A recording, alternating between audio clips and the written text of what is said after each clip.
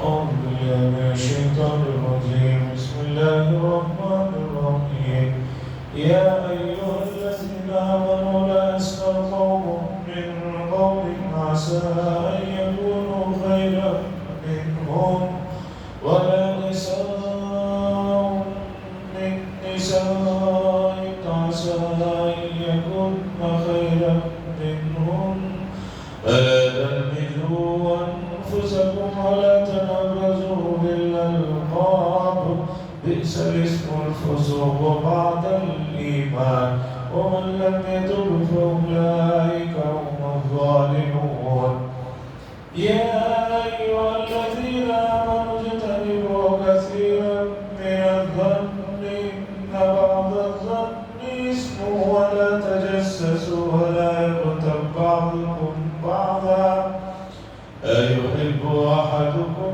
أن يأكل لحم أخيه ميتا فكرهتموه واتقوا الله إن الله تواب رحيم يا أيها الناس إنا خلقناكم من ذكر وأنثى وجعلناكم شعوبا وقبائل لتعارفوا إن أكرمكم عند الله أتقاكم إن الله عليم خبير.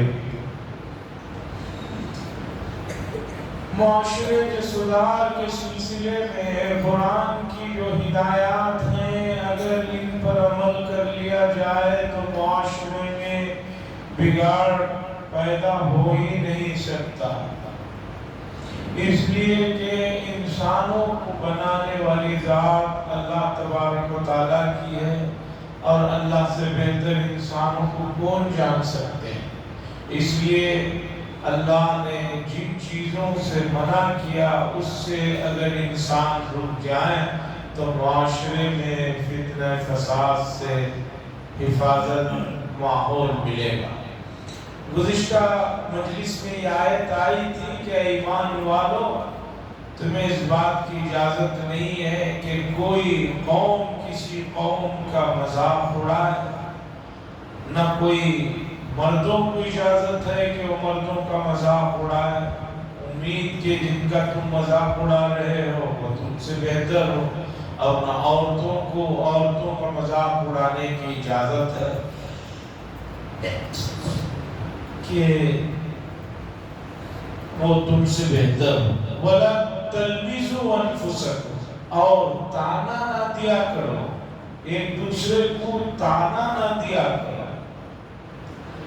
دیکھیے انسان فرشتے تو ہیں نہیں کہ ان سے کوئی غلطی یا گناہ نہ ہو. یہ انبیاء ہیں جو ان چیزوں سے پاک ہیں، باقی تمام انسانوں سے بھول چوک غلطی گناہ ہو سکتے. اب ایک آدمی سے گناہ ہوا، اس نے توبہ کر لیا، اللہ سے رجوع کر لیا، اب وہ سدھر گیا، اس کے باوجود اس آدمی کو اس گزرے ہوئے اس کی غلطی اور اس گناہ کا تانا دینا درست نہیں. ایک آدمی چوری کرتا تھا لیکن پکڑا گیا، جو بھی کاروائی ہوئی اس کے بعد اس نے توبہ کر لیا، سدھر گیا، اس کے باوجود آدمی جو ہے اسے اس کا تانا دے رہا ہے. یا اس کے خاندان میں کوئی بہت پہلے کسی نے کچھ اس طرح کا کام کیا تھا، اب اس نے تو وہ کام نہیں کیا ہے لیکن وہ خاندان کا وہ تانا دے رہا ہے. یہ شریعت نے کہا کہ جائز نہیں. وَلَا تَزِرُ وَازِرَةٌ وِزْرَ أُخْرَى، جو کرے گا وہ بھرے گا، ایک دوسرے کا بوجھ کوئی نہیں اٹھائے گا. تو جس آدمی نے کچھ کیا ہی نہیں ہے، اس کے بڑوں نے یا اس کے گاؤں والوں نے کیا، شہر والوں نے کیا، علاقے والوں نے کیا، ان چیزوں کو لے کر اسے تانا دینا درست نہیں. وَلَا تَنَابَزُوا بِالْأَلْقَابِ، اور لوگوں کو آپس میں ایک دوسرے برے القاب سے، برے ناموں سے، چڑھانے والے ناموں سے نہ پکارو. یہ بھی عرب کے اندر بڑی بیماری تھی اور آج بھی امت مسلمہ کے معاشرے میں خاص طور پر مسلم سلیب ایریوں میں آپ جائیے کہ بہت سے مرتبہ ایک آدمی کو اس کے اصل نام سے لوگ جانتے ہی نہیں، اس کا کوئی الٹا سیدھا جو نام رکھے اسی نام سے جانتے ہیں۔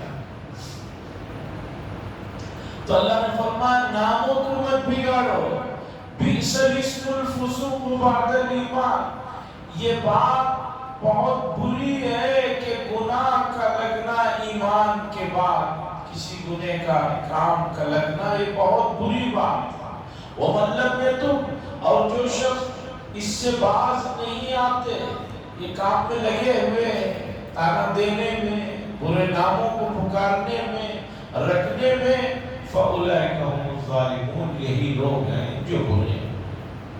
یہاں تھوڑی سی بات سمجھتے ہوئے چلی، بعض لوگوں کے بعض نام ایسے مشہور ہو جاتے ہیں کہ لوگ ان کو ان کے اصلی نام سے جانتے ہی نہیں، اور ان کو بھی اس نام کے پکارنے پر کوئی برا محسوس نہیں ہوتا ہے۔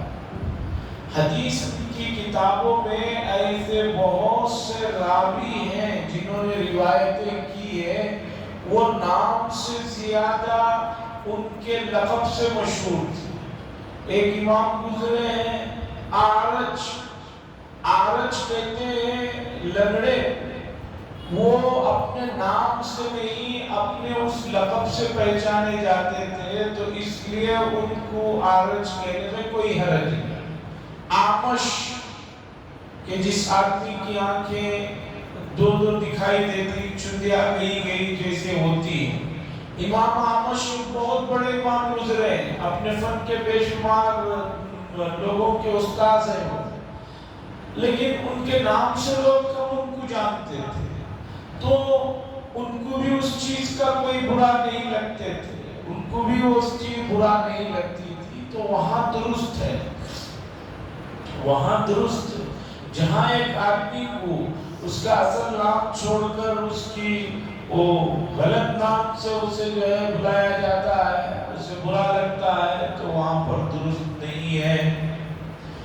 حدیث میں ایک صحابی کا ذکر آتا ہے جن کی روایتیں بھی آتی ہیں، ان کے ہاتھ نارمل لوگوں کے ہاتھ کے مقابلے میں لمبے تھے، تو روایت میں ان کے نام سے زیادہ ذوالیدین، ہاتھوں والے، ایک آدمی کا اللہ نے نظام بنایا ہے، اتنے قد کا آدمی ہوگا تو اس کے ہاتھ یہاں تک رہیں گے، ان کے ہاتھ کچھ نارمل سے زیادہ تھے، لمبے تھے، تو ان کو ذوالیدین کے نام سے جانا جاتا تھا، لمبے ہاتھوں والے یا ہاتھوں والوں کے نام سے جانا جاتا تھا، اور ان کو وہ برا بھی نہیں لگتا تھا۔ جیسے ابو ہریرہ ہے، بلی کے باپ ان کی کنیت تھی، ان کو وہ برا بھی نہیں محسوس ہوتا تھا، اس لیے کہ حضور صلی اللہ علیہ وسلم نے وہ کنیت دی تھی کہ بھئی چھوٹے بلی کے باپ۔ حضرت علی رضی اللہ تعالیٰ عنہ کی کنیت ابو تراب، مٹی کا باپ۔ حضرت علی رضی اللہ تعالیٰ عنہ کو وہ لقب اور وہ کنیت پسند تھی، اس لیے کہ رسول اللہ صلی اللہ علیہ وسلم نے دی تھی۔ تو جن ناموں سے مثال کے طور پر اس آدمی کو برا نہ محسوس ہو، اس کی تو اجازت ہے، نارمل ناموں کو بگاڑنے کی بالکل اجازت نہیں ہے۔ اور اللہ فرماتے ہیں وَمَن لَّمْ يَتُبْ، اور جو لوگ اس سے باز نہیں آئیں گے، توبہ نہیں کریں گے، فَأُولَئِكَ هُمُ الظَّالِمُونَ، یہی لوگ ہیں جو ظالم ہیں، جو زیادتی کر رہے ہیں۔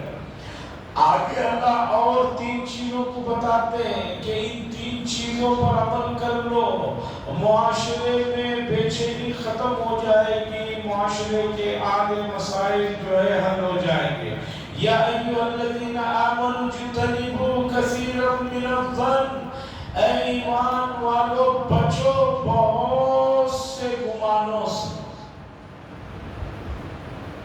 بہت سے گمان جو ہے اس سے بچو۔ ان بعض الظن اثم، اس لیے کہ بعض گمان جو ہے وہ گناہ ہوتے ہیں۔ وَلَا تَجَسَّسُوا، اور کسی کی ٹوہ میں نہ لگو، کسی کی جاسوسی میں مت پڑ جاؤ۔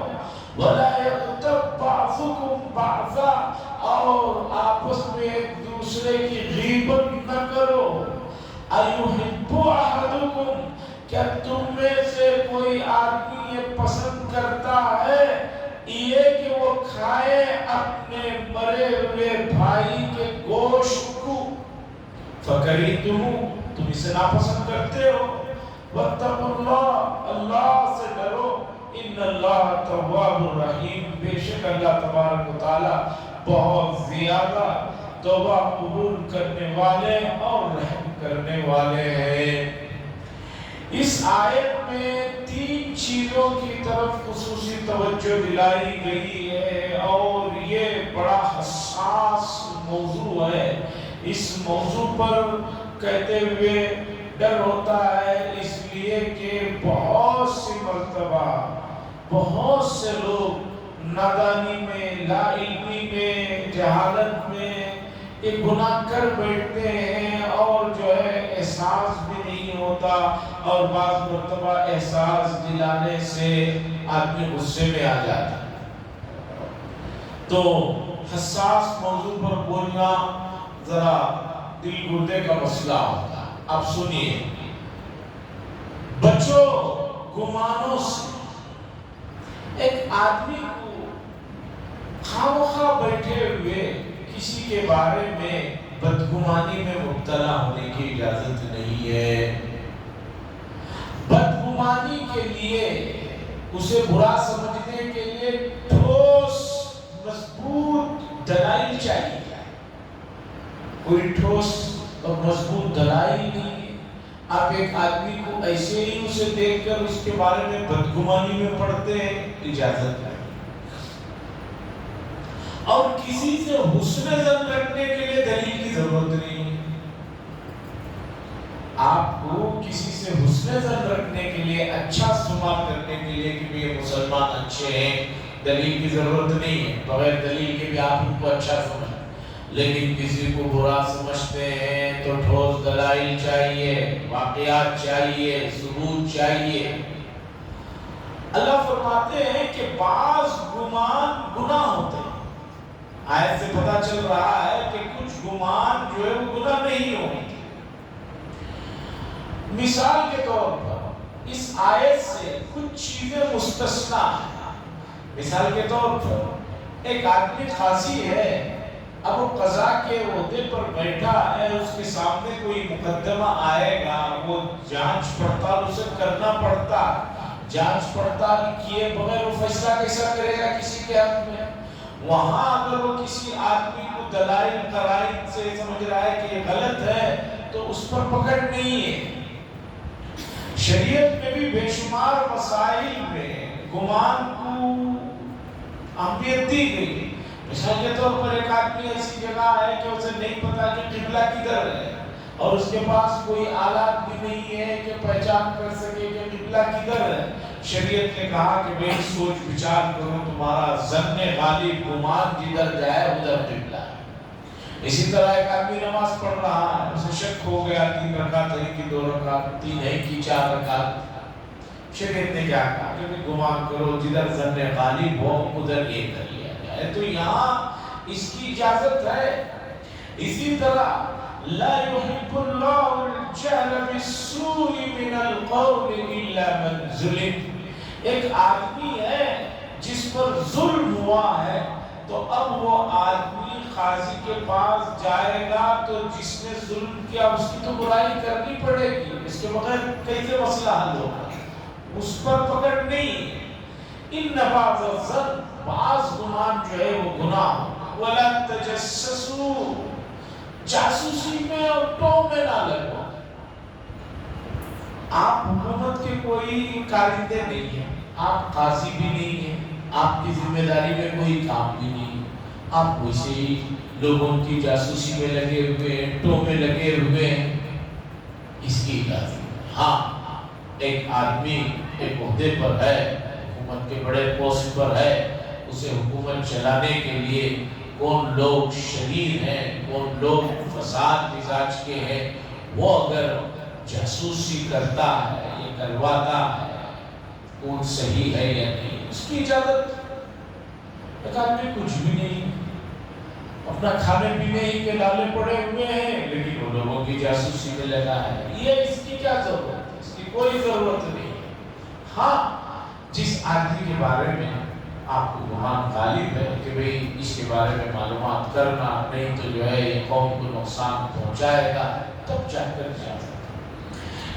इसी तरह इस आयत के ज़ैल में लिखा है, 3 आदमी बैठे हुए हैं, 2 आदमी सो रहे हैं या 2 आदमी बात कर रहे हैं। एक आदमी उसे नींद नहीं लगी है, नींद लगने की एक्टिंग कर रहा है ताकि वो दोनों बात करें, उनकी बातों को ये सुन ले, क्या आपस में खुफिया बात कर रहे हैं। तो अगर वो सोया नहीं है तो उसे बता देना चाहिए कि मैं जाग रहा हूं। और मौजूदा जमाने में जो फोन टेपिंग के मामले हैं और दूसरे तीसरे मामले, इजाजत के बगैर जो लोगों की गुफ्तगू को टेप कर लिया जाता है, ये सही है।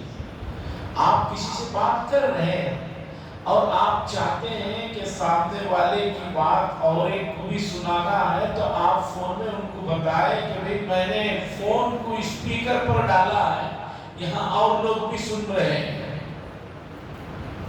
हो सकता है कि आपका उसके साथ बेतकल्लुफी का ताल्लुक है। अब आप उसकी गुफ्तगू वहां 10 आदमियों को, बैठे हुए आदमियों को सुना रहे हैं, दुरुस्त नहीं है। ये प्राइवेसी का मामला है। बहुत से लोग इस तरह की चीजें करते हैं, गुफ्तगू को टेप कर लेते हैं। ऐसा करने से पहले उनकी इजाजत लेना जरूरी है। इजाजत के बगैर नहीं कर सकते।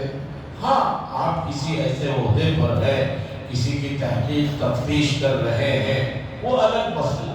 नॉर्मल लोगों की गुफ्तगू को टेप कर लेना और माइक पर डालकर 4 आदमियों को सुनाना और ये भी कहना कि भी वो आदमी सामने से पूछ रहा है कोई और है क्या आपके साथ, आप साफ कह रहे नहीं कोई नहीं, मैं अकेला बैठा हूं।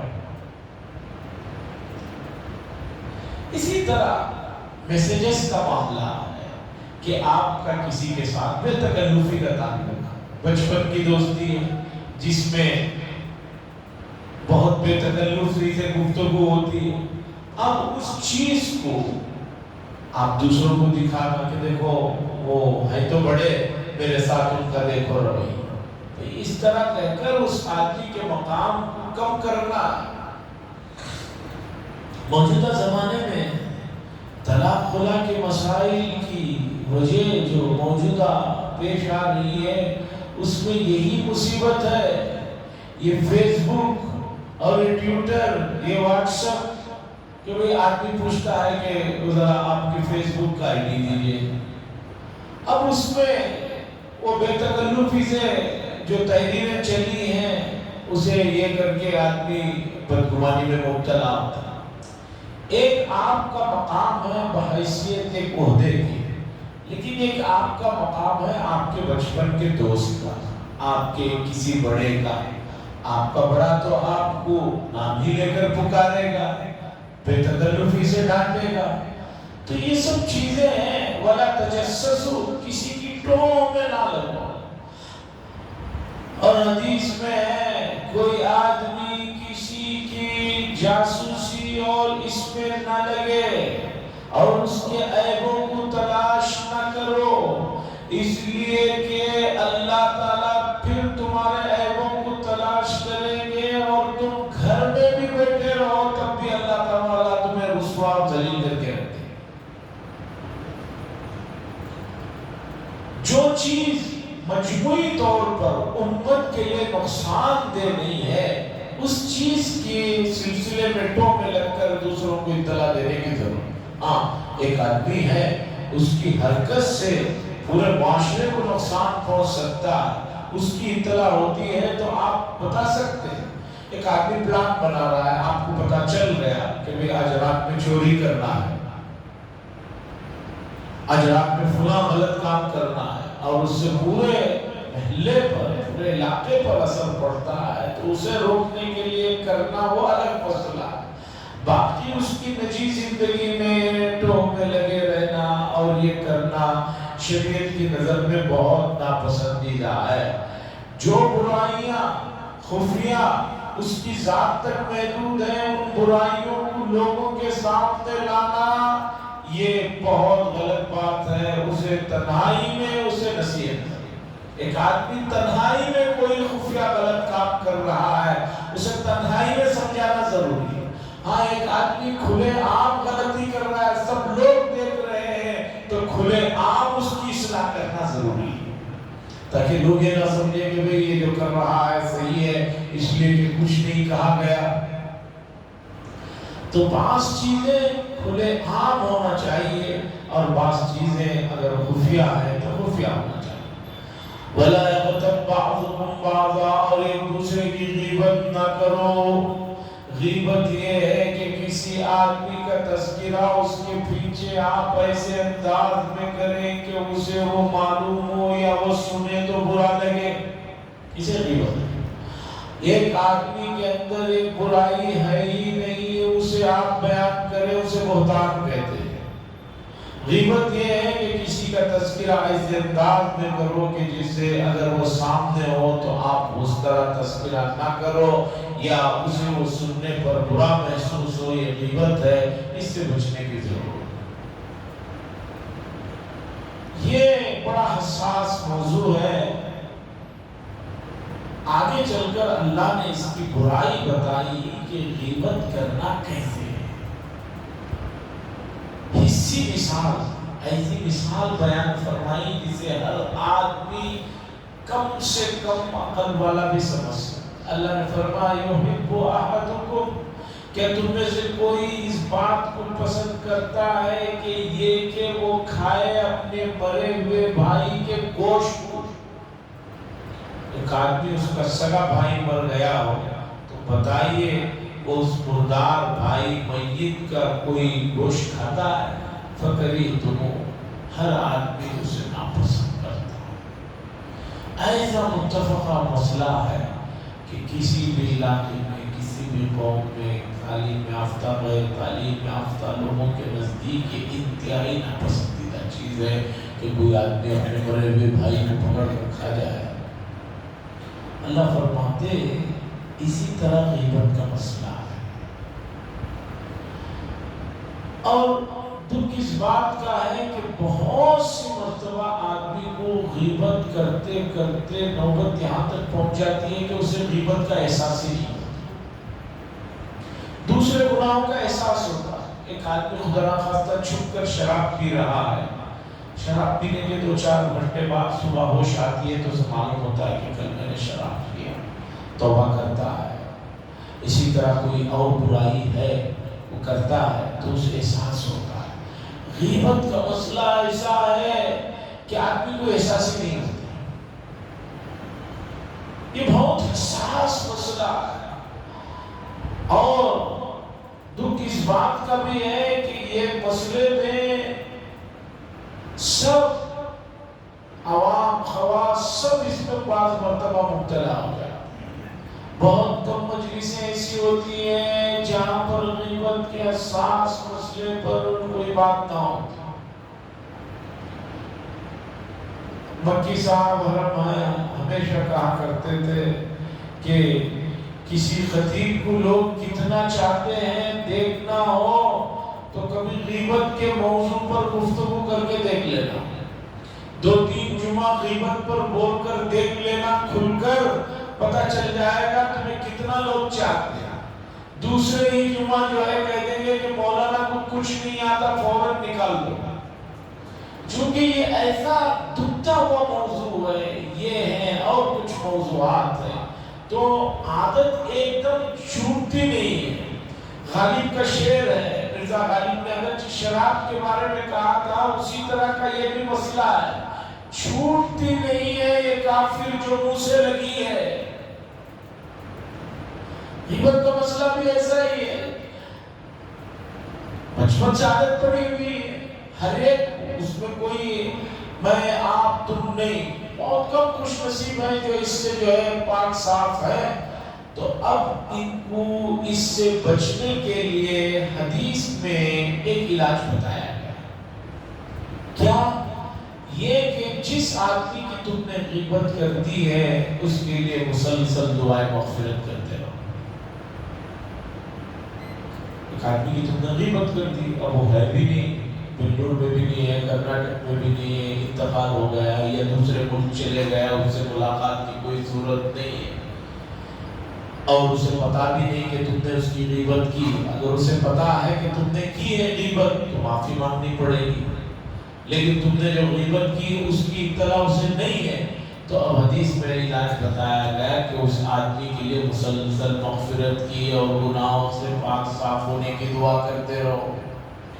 حضرت تھانوی رحمۃ اللہ علیہ کے جو اصلاح کا طریقہ تھا، اس میں انہوں نے جو بڑے بڑے لوگ اس سلسلے میں سوال کیے تو حضرت نے اس کے جواب میں لکھا کہ جس آدمی کی آپ نے غیبت کی ہے اب اس کو چھپانا ہے تو ایک طریقہ یہ ہے کہ اس آدمی کی ہر مجلس میں مسلسل بڑائی بیان کرے۔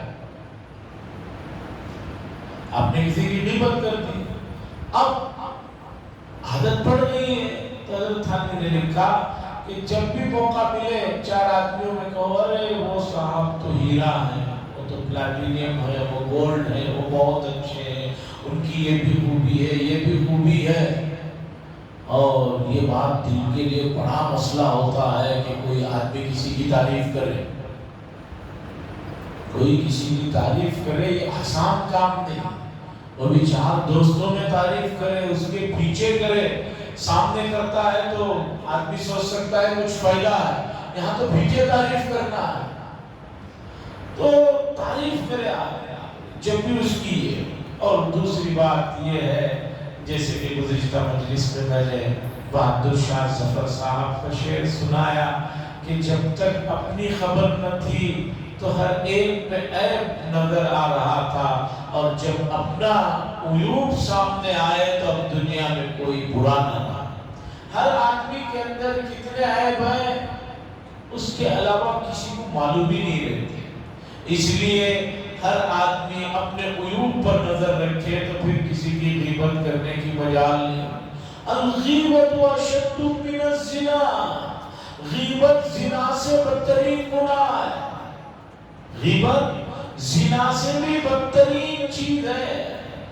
اور یہ عادت میں نے جیسے کہ بتایا کہ حضرات نے لکھا، علماء نے، محققین نے، کہ یہ چھت سے چھوٹنے والی نہیں ہے، دیر سے جاتی ہے، تو اس کے لیے یہ طریقے رکھے کہ جس کی غیبت کرنے کو دل چاہا یا کرتی ہے اس کی تعریف کرے، دوسرا اس کے لیے مسلسل دعائیں مغفرت کرے، تیسرا اگر اس آدمی سے ملاقات ہو سکتی ہے تو کہہ دیں کہ بھئی میں نادانستہ پچھلے کبھی تمہارے خلاف کوئی ایسی باتیں کر دیا ہوں جو غیبت میں ہوتی ہیں، اس لیے جو ہے اسے مجھے معاف کرو۔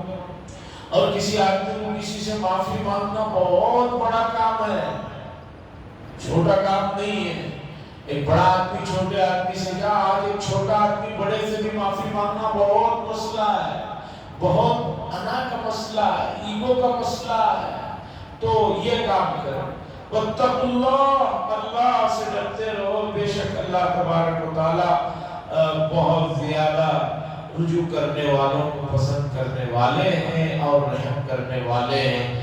آگے کی بھی ایک آیت میں یہ بیماری کیوں پیدا ہوتی ہے، برائی کرنے کی، غیبت کرنے کی، اس کے سلسلے کی جو اصل نچوڑ ہے وہ آگے کی آیت میں آ رہی ہے۔ باتیں وقت ہو رہا ہے، اس گزارش کے ساتھ کہ ابھی اطلاعیں مل رہی ہیں، ایک دو دن میں SIR والے آفیسرز آپ حضرات کے یہاں آئیں گے، نہیں آئے تو آپ کی ذمہ داری ہے کہ ان کو لائیں، اپنے گھر پہ بلائیں، اور اپنے ڈاکیومنٹس جو آپ نے پورے گھر کے الگ الگ الماریوں میں، کئی تہخانوں میں جو رکھا ہے اسے اٹھائیں، آدھار ہے، جو بھی آپ کے ID پروف چیزیں ہیں، یوں سمجھیے کہ کل آپ کو پاسپورٹ بنانے کے لیے جانا ہے تو جو ڈاکیومنٹس آپ ریڈی رکھتے ہیں اس طرح پورے اس کی ایک ایک دو دو کاپیاں بنا کر رکھیں، اور اسی طرح اپنی تازی تصویروں کو بھی رکھیں،